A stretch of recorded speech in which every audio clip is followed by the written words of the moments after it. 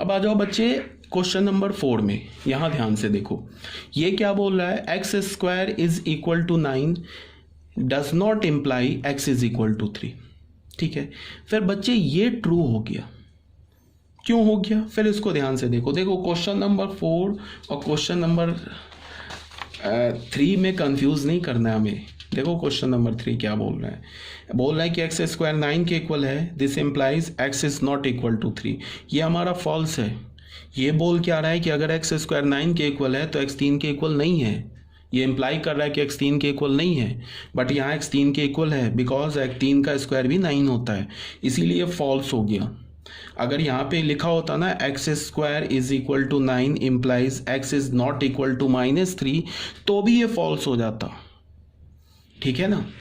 अब यहाँ पे क्या बोल रहा है, क्वेश्चन नंबर 4 में क्या बोल रहा है कि x is square is equal to 9 does not imply x is equal to 3। तो बच्चे ये ट्रू हो गया। ये क्यों ट्रू हो गया, क्योंकि ये बोल रहा है कि अगर एक्स का स्क्वायर 9 के इक्वल है तो ये इम्प्लाई नहीं कर रहा है, मतलब एक्स स्क्वायर 9 के इक्वल है तो इसका ये मतलब नहीं है कि एक्स 3 के इक्वल है। तो ये बात तो सही बोल रहा है, बिकॉज एक्स -3 के भी इक्वल हो सकता है।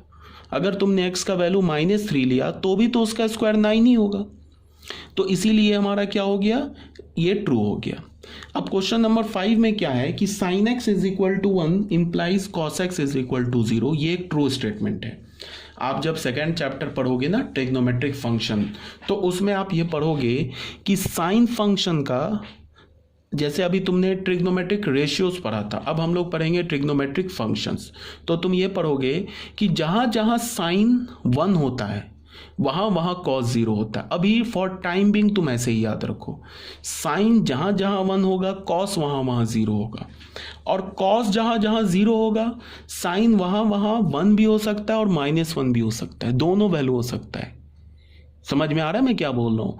साइन एक्स जिस एंगल पर 1 होगा ना, उस एंगल पर कॉस एक्स हमेशा 0 होगा, बट कॉस एक्स जिस एंगल पर 0 होगा उस एंगल पे साइन एक्स 1 भी हो सकता है -1 भी हो सकता है। तो यहाँ पे ये जो स्टेटमेंट है ना बच्चे, ये ट्रू हो गया।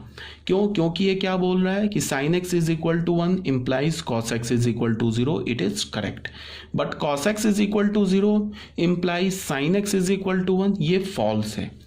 क्यों, बिकॉज साइन एक्स का वैल्यू -1 भी हो सकता है। अभी मैंने बोला कि कॉस एक्स जहाँ पे 0 होगा जिस एंगल पे, उस एंगल पे साइन एक्स 1 भी हो सकता है, -1 भी हो सकता है, इसीलिए इनकरेक्ट हो गया। अब ये एग्जांपल नहीं समझ में आ रहा है ना, 3π/2 क्या है, साइन 3π/2 -1 कैसे है, तो अभी इसको छोड़ दो।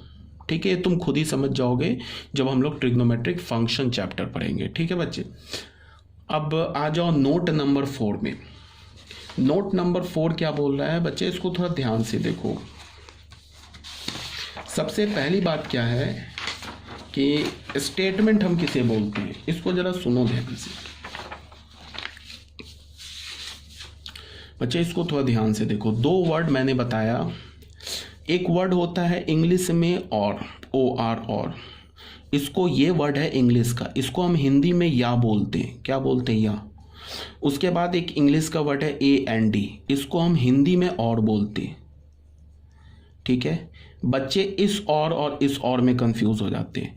वो हिंदी में और बोलते हैं, तो अब तुम हिंदी में और बोल रहे हो या इंग्लिश में और बोल रहे हो, इस पर डिपेंड करता है। अगर तुम इंग्लिश वाला और बोल रहे हो तो उसका हिंदी में मतलब या होता है।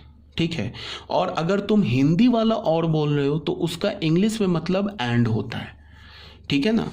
अब तुम समझो, मान लो कि मैंने ऐसे बोला, मैंने बोला x is greater than is equal to y। ठीक है, तो इसको हम मैथमेटिक्स में रीड कैसे करेंगे, x इज ग्रेटर देन और बीच में और इक्वल्स टू y, इसको हम ऐसे मैथमेटिक्स में रीड करेंगे। बीच में क्या है, और, इसका मतलब क्या है, या, हिंदी में। तो ये बच्चे देखो, ये 2 स्टेटमेंट है। मैंने 2 स्टेटमेंट लिया, एक बोला x इज ग्रेटर देन, दूसरा स्टेटमेंट लिया इक्वल्स टू y। अब ये जो हमारा टोटल स्टेटमेंट हो गया, ये एक कंपाउंड स्टेटमेंट हो गया। क्या बोलेंगे इस पूरे स्टेटमेंट को, क्या बोलेंगे हम, कंपाउंड स्टेटमेंट। अब ये कंपाउंड स्टेटमेंट करेक्ट कब होता है, सही कब होता है? जब इस दोनों स्टेटमेंट में से कम एक स्टेटमेंट सही हो जाए। अगर मैं बोलूं कि ये सही है बट ये गलत है, तो ये पूरा कंपाउंड स्टेटमेंट सही हो जाएगा। अगर मैं बोलूं कि ये गलत है ये सही है, तो फिर ये पूरा कंपाउंड स्टेटमेंट सही हो जाएगा। अगर मैं बोलूं ये सही है ये भी स्टेटमेंट सही है, तो भी ये कंपाउंड स्टेटमेंट सही हो जाएगा, ये पूरा कंपाउंड स्टेटमेंट। अगर मैं बोलूं कि ये गलत है और ये भी गलत है, तब जाके ये कंपाउंड स्टेटमेंट हमारा गलत होगा, मीन्स फॉल्स होगा। मेरी बात आई समझ में? तो इसी बात को मैंने क्या बोला कि अगर कोई कंपाउंड स्टेटमेंट है और उसके बीच में और है, और इंग्लिश वाला और, तो वो कंपाउंड स्टेटमेंट करेक्ट कब होता है? जब कम से कम एक स्टेटमेंट सही हो जाए।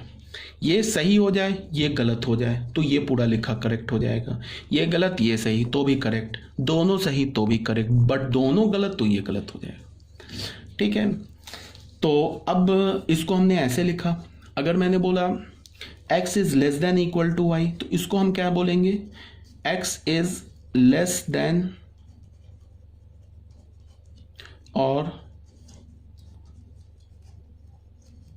इक्वल्स टू y, ये मतलब हो गया। ठीक है बच्चे, तो यहां पे x इज लेस देन और इक्वल्स टू y, इसका मतलब क्या? ये फिर पूरा हमारा कंपाउंड स्टेटमेंट है। इसको सही होने के लिए, बीच में और है ना, तो इसको सही होने के लिए कम से कम अगर ये सही ये गलत तो ये पूरा सही हो जाएगा, ये गलत ये सही तो फिर सही, दोनों सही तो फिर ये भी सही, मतलब ये भी करेक्ट। बट दोनों अगर फॉल्स है तो ये फिर हमारा फॉल्स हो जाएगा। ठीक है, ये बात आ रही है समझ में तुम्हें? अब दूसरा क्या है कि अगर मैं ऐसे लिखूं, कोई दो स्टेटमेंट लिखूं, बीच में उसके एंड लिख दूं। अगर मैंने लिखा ना ऐसे, मान लो सबसे पहले तो इसको हम ऐसे रीड करते हैं, इसको हम ऐसे रीड करते हैं।